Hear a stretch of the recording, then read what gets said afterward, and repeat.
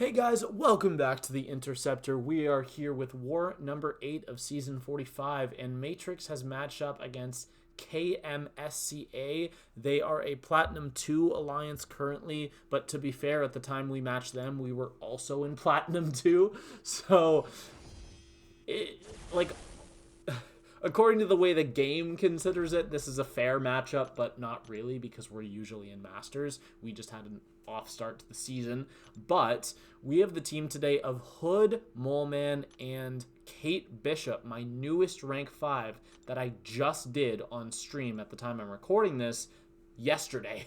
Literally like 28-ish hours ago. And at the time of this war starting, or at least of me joining the war, it was only a couple hours before, because my notes said bring Hood, Tigra, and one tactic attacker of your choice. That's what my notes said. Now, I decided that it was safer for me in the sense of preserving the bullets for Hood if I dropped Tigra and instead brought Moleman, a synergy that allows me to gain back bullets every single time I knock down the defender, in addition to the two normal ways that you gain bullets back, which is by nullifying a buff or by making hits miss. At the end of that miss, however many hits missed is the number of bullets you get back, which is a really straightforward thing that's very simple to understand. But basically here we're gonna bait this SP2 out of Hulkling, just trying to go for one more SP2 after this, and that is going to give us enough hexes to detonate and kill. There I unfortunately staggered the Unstoppable, but while you have Fate Seal up, Hulkling does not activate any of his buffs, so he does not so he cannot gain power or go unblockable, indestructible, etc. I believe that is actually a bug because of the Force of Will node, and it does state in the abilities of Hood that Fate Seal lowers the ability accuracy on the defender. But even if it wasn't a bug, that fight would be very easy. Very easy. And it's possible I just misunderstand the node slightly, and it's not a bug.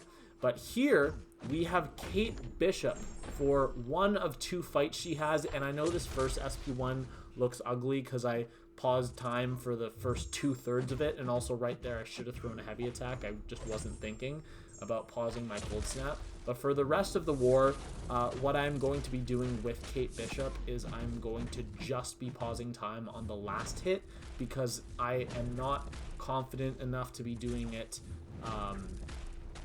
at full speed yet. And there, unfortunately, the one chance that I had to reset the time on my cold snap, he went unstoppable from the global.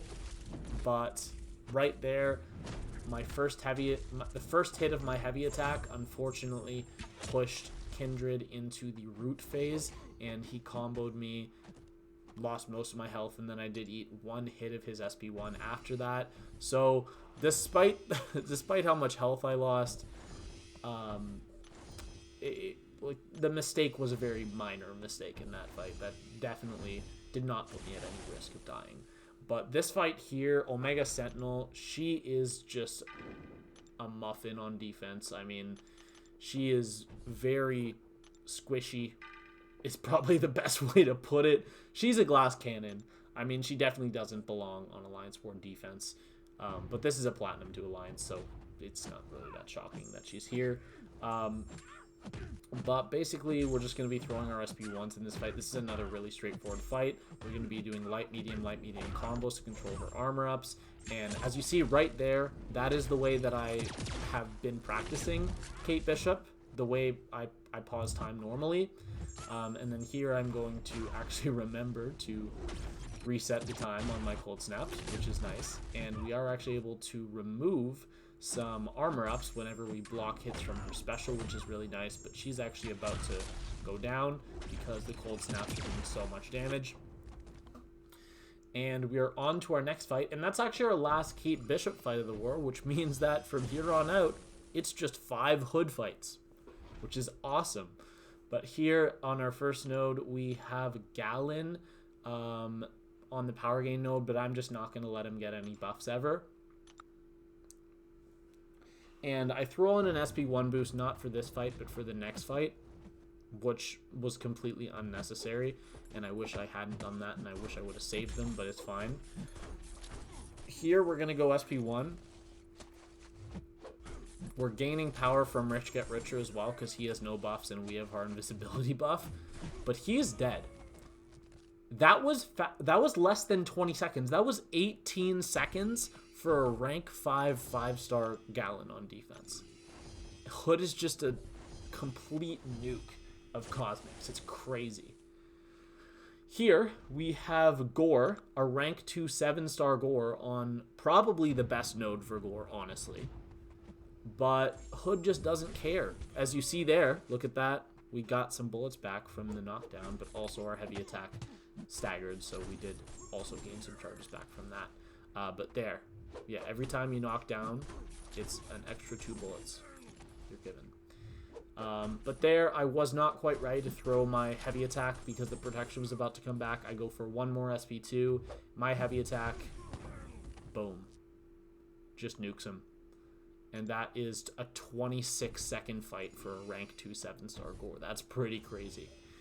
Let's go to our next fight here. We have on the left side, I am taking the whole left side, we have this Sersi on the power gain node, unblockable special 2, but Sersi is just cake for Hood. And if you are wondering my mastery setup for this, I reduced my Mystic Dispersion down from 5, which I place my defense with because I place multiple Mystics. I put it down from 5 to 3 to make sure I did not get pushed to a special 3 in some of the fights. Sersi, unfortunately, wasted a bit of our time there by throwing that. Here I'm going to go for my... No, I'm going to go for... Okay, there's my heavy. Left her at 5%. So I'm just going to hit her a couple times. She goes down right there. And we have a good number of charges left heading into the boss. This Doom was not assigned to me. It was assigned to someone else, and they died to it with Red Magneto. So I'm here to clean up the fight and then take the boss afterwards. So unfortunately, some of my Mystic boosts did fall off my power back boost. So instead of going for another 200%, I decided to go for a 150 because I don't really think that the power back from my actual hits is going to make that much of a difference in the fight. Mostly it's going to be the power steal and the nullify that's going to be giving me power. But Nova is not really a champion that gains a ton of buffs at the same time. So in hindsight, it would have been faster if I had just gone for MD5, but it's fine. It'll work out, as you see. Here, this is just cleaning up the last 25k of Doom. Here, I'm going to parry, and I forgot that Hood is not a hero or metal, which means that the passive stun was not applying there. So he did get to SP2 from the Shrug-Off node, but it's fine because he did go down there from my combo. Just checking here to make sure Hood was at full health, and we're going to give him one of our small potions just to get him up to 100%. Still have an invuln boost on, and this is a rank 5 ascended Nova boss with Hood. And this is a pretty fun fight as well. I actually don't mind fighting Nova because I'm very consistent at full dexing his SP2, which is one of the more annoying things about Nova on defense. But yeah, we're just going to be baiting out his SP1 as well. I am going to eat one SP1 in this fight, but it's, I mean, I have an invuln boost on, right? So all the hits are going to be, like, the damage is going to get canceled anyways. And then there I went for an intercept. I actually was attempting to get auto-blocked there, and the reason I can do that is because I had my phase up, which means that Hood is stun immune. So you can, because normally if you intercept Nova and he auto-blocks you, that is how he stuns you. But Not when you're invisible, because you're immune to stun. So that's why I did that there. Here he's being super defensive, just trying to make sure that my hexes don't expire. Go for another SP2 here. Unfortunately, that SP2 was not during my invisibility, which means that I did not get the power steal on any of the hits. But yeah, as you can see here, I'm just kind of having trouble getting back to my SP2 over and over. And that's where I think that MD5 could have come in handy. Here's when I eat the SP. SP1 from him, the only hits I take in this fight. But we're getting a lot of charges here. I'm going to go for one more SP2. And now I'm going to attempt to go for my heavy attack. Right here, and it's going to leave him at 4%, and at this point, I'm just going to go into a striker, and boom, he dead. And that is a rank 5 ascended Nova boss down the drain in 1:44. That was beautiful. And that's actually the end of my war. Very fast war video. Despite the fact that this was 8 fights, it's only an 11-minute video so far. Because Hood is just that guy. He just nukes everyone. And with Stealthy being banned this war, I'm really happy that I had a champion that could take as many fights as I normally do. Because I averaged this season just barely over 8. It's actually like 8 1/4 or 8. Yeah, it's 8 1/4 fights per war, I believe. And the fact that I was able to do 8 in a war where Stealthy was banned is awesome. But we did take the victory in this war. Again, we didn't play great. We definitely could have played a lot better. We had some really dumb deaths. But we did win this war with a score of 15-9. Although at one point it was like 15-4. And then we just decided to die a whole bunch right at the end. But yeah, we are now 3-5 on the season. And as I have been saying, every war pretty much, we have to win every single war from here on out to make Masters, which means we have 4 wars left. We have to win every single one. Is that going to happen? I don't know. We definitely have the potential in our alliance and the skill in our alliance to put up consistent 3 to 5 death wars. We just have not been doing that yet this season. And if we want to make Masters, we're probably going to have at least one more tough matchup against a Masters alliance this season, and we got to be on our A game when that happens.